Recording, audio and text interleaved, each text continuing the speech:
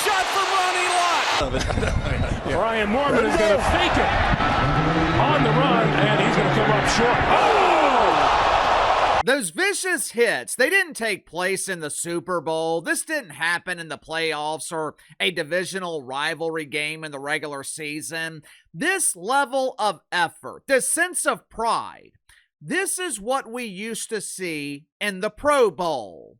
Look, I don't want to look back on the past through the colorful lens of nostalgia. I'm not going to sit here and tell you that the Pro Bowl was must-see TV every year. Me personally, I've always found it hard to get invested in games that really don't matter.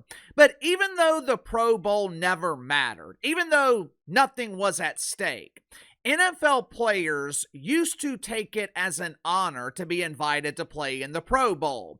For decades, All-Star games were promoted as fan appreciation events. We're inviting the biggest stars in our league. We're inviting the best players to show our fans we appreciate you.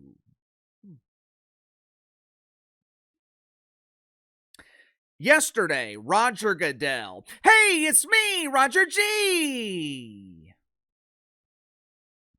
Yesterday, Uncle Roger finally acquiesced to the request of NFL fans. After years of begging, after years of demanding that the Pro Bowl go the way of the dodo bird, Uncle Roger finally listened to his nephews. But there seems to be some confusion as to why the Pro Bowl was actually canceled. Headline at Awful Announcing: NFL to eliminate Pro Bowl after years of failing ratings. For NFL standards, ratings for the Pro Bowl have been in the pooper for years. 3 years ago, Uncle Roger decided to rebrand the Pro Bowl, much like Adam Silver keeps doing with the NBA All-Star Game, where he makes changes to the All-Star Game hoping that multi-millionaire athletes will actually compete. 3 years ago, Roger Goodell rebranded the Pro Bowl into the Pro Bowl Games. Ooh, games, plural. Maybe this will convince people to actually watch this turd. Instead of tackle football, instead of presenting fans with real football, the 2023 Pro Bowl, it featured NFL players playing flag football. It was absolutely ridiculous. Mommy said I can't play tackle football because it's too dangerous, but Mommy is okay with me playing two-hand touch.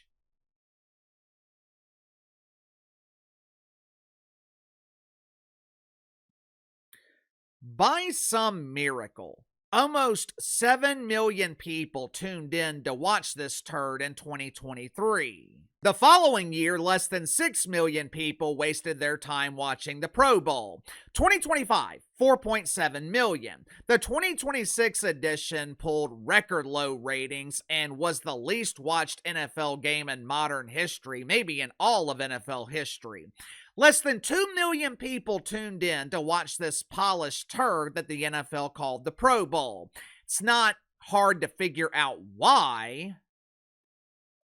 Joe Burrow played 8 games last season, played less than half the season, yet somehow Joe Burrow was a Pro Bowler. Now, obviously, Joe Burrow is one of the best quarterbacks in the league, but how can you be an all-star when you played less than half the season? To make matters worse, Shedeur Sanders, Deion's baby boy, the same Shedeur Sanders who ranked dead last on the depth chart in Cleveland, who had the worst quarterback room in the league.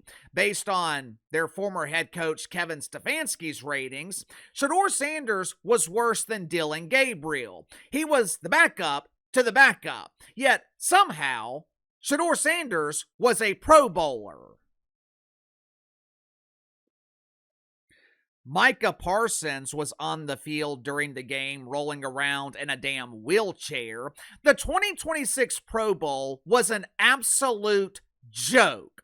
You don't have to take my word for it. Watch for yourself. You know what I mean? I might go medium there. Collins. Oh! No flag guard in that. Especially the first 15. You think they come out with some special. 6. Oh, sweet. All right, well, that works Amon-Ra too. St. Brown. Hurts to Here we go. Dak. Got him! Higgins again. He did the money sign. Yes, he did. He had career highs in a walk year. Are you tuning in to watch that garbage? The Pro Bowl was so irrelevant. They quit putting the game in stadiums. Looked like the NFL borrowed a miniature arena from the WNBA dump. And it's probably because they knew 60, 70,000 people would not be willing to pay to sit through 3 hours of that garbage. Now, you can make the case, and you wouldn't be wrong. You can make the case that All-Star games in 2026 are antiquated. They're a thing of the past. They're no longer interesting. You can claim ratings are at record lows because there's too much competition. The NFL can release an official statement blaming low ratings, blaming lack of interest for the cancellation of the Pro Bowl. But those are the symptoms to the real problem. For starters, I don't see the NHL complaining about their All-Star game and low ratings. I don't hear fans in Major League Baseball demanding that their All-Star game be canceled. Of course, they complained about the broadcast for the Home Run Derby, and who can blame them? Who in the hell wants to hear L. Duncan pretending to know a damn thing about Major League Baseball? Earlier this year, the NBA presented what I believe was their best All-Star game in years, maybe even decades. Why? It had nothing to do with Adam Silver and everything to do with effort. All it took was one player, Victor Wembanyama. All it took was Wemby telling the media, I'm coming to dominate. I'm not taking it easy. I'm coming to kick ass. Clearly, Kawhi Leonard took it personally. The 2026 All-Star game was in Los Angeles. It was in the Clippers' new arena. Kawhi Leonard refused to allow himself to be humiliated, upstaged, embarrassed on his home court. And this dude proceeded to put on an absolute show. There's only so much commissioners can do. Adam Silver can't make NBA players give effort. Roger Goodell can't make NFL players take the Pro Bowl seriously. You see, the All-Star games are not the problem. The players, their attitude, their approach, their mentality, that is the problem. For whatever reason, they no longer take pride in their performance at All-Star games. I remember the 1998 NBA All-Star game. Larry Bird is coaching the Eastern Conference All-Stars. He's in the locker room before the game. He's addressing the legends and future legends on the Eastern Conference roster. Michael Jordan, Reggie Miller, Penny Hardaway, Grant Hill, 2 players who would be considered legendary if injuries hadn't derailed their respective careers. But anyway, Larry Bird, he's addressing the team. The All-Star game that year was taking place in Madison Square Garden. And Larry Bird says something to the effect of, while we're here, we might as well win, might as well kick ass. Which is exactly what they did. Somewhere along the way, this sense of pride evaporated. And look, I know All-Star games are meaningless. I know players don't want to risk injury. They don't want to risk their careers in an exhibition. But we now have preseason games in the NFL where starters don't touch the field. This lack of pride, it seems to be an epidemic throughout the country. The other day, I was talking to my pool guys as they were cleaning my pool. One of them is the owner of the company. He's got 200, maybe even more than 200 pools on account, so he sees a lot of houses. He's been cleaning pools for 20 years, and he was talking about the decline in personal pride. He said, when I clean your pool every Tuesday, I know you'll need a quick vacuum, you'll need some light chemicals, but every week, I'm out of here in 15, 20 minutes because you keep up with your pool throughout the week. You keep the yard clean, you keep everything nice. I got too many customers nowadays where I have to charge them significantly more because they let everything go. Yard is a mess, pool is filthy after 1 week because they refuse to pick up a net and clean it. Now, full transparency. I don't personally keep my yard clean. My yard guy does, but it gets done either way. You can go in my house right now and eat off the floor because my wife cleans the floors every day. I don't know what happened. Maybe people are overly stressed. Maybe they're worried about bills, groceries, but it just seems like too many people don't take pride in themselves like they did in the past.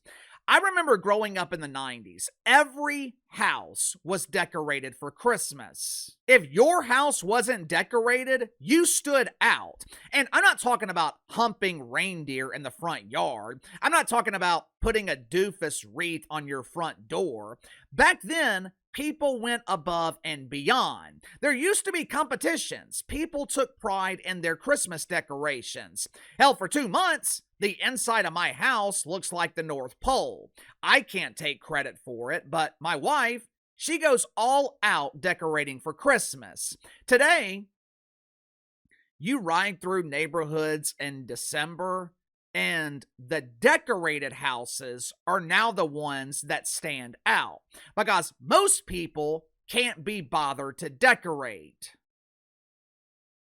You know, what we see in sports, it's often a mirror of society. The other night, my daughter had her first flag football game of this season. The previous 3 years, the team has struggled in their first couple of games of the season. They looked disorganized, they looked unprepared, but this year, the other night, they looked great. She had 3 sacks, 2 catches, 1 touchdown. Yes, she plays both sides of the ball. But after the game, she comes home excited. Me and her mom are excited because they played so well. They won. And she says, this is the most excited I have seen y'all in a while. Y'all haven't been this way about soccer.